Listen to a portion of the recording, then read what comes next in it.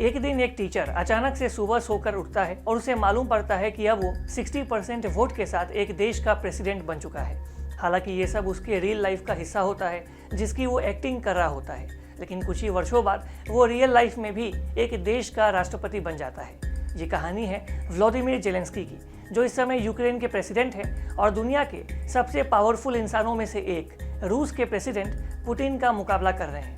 यहाँ तक कि अमेरिका ने भी उन्हें यूक्रेन छोड़ने का ऑफर दिया था, लेकिन उन्होंने इस ऑफर को ठुकरा दिया और आज वो अपने लोगों के साथ इस जंग में खड़े हैं।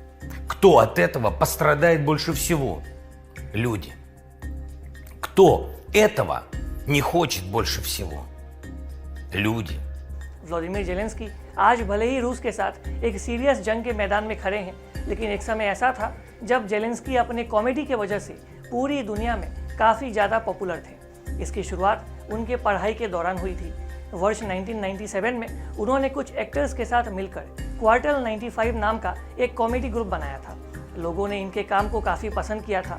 नतीजा ये हुआ कि जेलेंस्की ने वर्ष 2003 में अपने शो करना शुरू कर दिए। उस समय जेलेंस्की का बस एक ही काम था और वो काम था लोगों को हंसाना। लेकिन सर्वेंट ऑफ द पीपल नाम के उनके शो ने उनका जीवन को ही बदल कर रख दिया। इस कॉमेडी शो में वो एक टीचर का रोल प्ले करते हैं और यूक्रेन में हो रहे करप्शन के ऊपर एक जोरदार भाषण देते हैं। इसी शो में दिखाया जाता है कि जब वो टीचर सुबह सोकर उठता है तो वो देश का राष्ट्रपति अचानक से बन जाता है। इसी शो के बाद वर्ष 2018 में जेलेंस्की ने राजनीति में कदम रखा। उन्होंने सर्वेंट ऑफ द पीपल नाम की एक पार्टी बनाई। इस पार्टी से ही उन्होंने राष्ट्रपति पद के लिए अपनी उम्मीदवारी की घोषणा की। सब उस समय कह रहे थे कि भला एक कॉमेडियन यूक्रेन का प्रेसिडेंट कैसे बन सकता है, एक कॉमेडियन कभी भी यूक्रेन का प्रेसिडेंट नहीं बन सकता है। लेकिन उन्होंने 73% वोट पाकर सबको चौंका दिया और आखिरकार वो यूक्रेन के प्रेसिडेंट बन गए। जेलेंस्की ने प्रेसिडेंट बनते हुए कहा था कि उन्होंने कॉमेडियन के तौर पर हमेशा से लोगों को हंसाया है और अब वो प्रयास करेंगे कि यूक्रेन के लोगों के आंखों में कभी भी आंसू ना आए। Протягом свого життя я намагався робити все, щоб українці посміхалися. Це я відчував так серцем. Це була не тільки моя робота, правда, це була моя місія.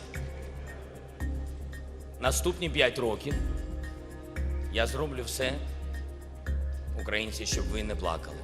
आज जेलेंस्की यही कर रहे हैं और रूस जैसे मजबूत और न्यूक्लियर संपन्न देश के सामने वो डट कर खड़े हुए हैं और अपने देश की रक्षा वो लगातार कर रहे हैं। आज जेलेंस्की और उनके देश के सामने एक बड़ी समस्या खड़ी हो चुकी है।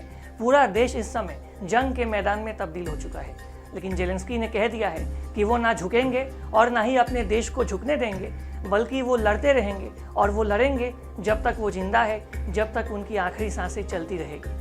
आप इस पूरे खबर को लेकर क्या सोचते हैं? आपकी जो भी राय है आप कमेंट बॉक्स में आएँ, आपकी राय को हमारे साथ अवश्य शेयर करें। और अधिक खबरों के लिए आप लगातार देखते रहिए ईस्ट न्यूज़। हमारे फेसबुक, यूट्यूब, इंस्टाग्राम पेज को लाइक करें, शेयर करें और सब्सक्राइब करें। तब तक के लिए आप सभी को हमारा बहुत बहुत धन्यवाद। Thanks for watching. Please subscribe and hit the bell icon.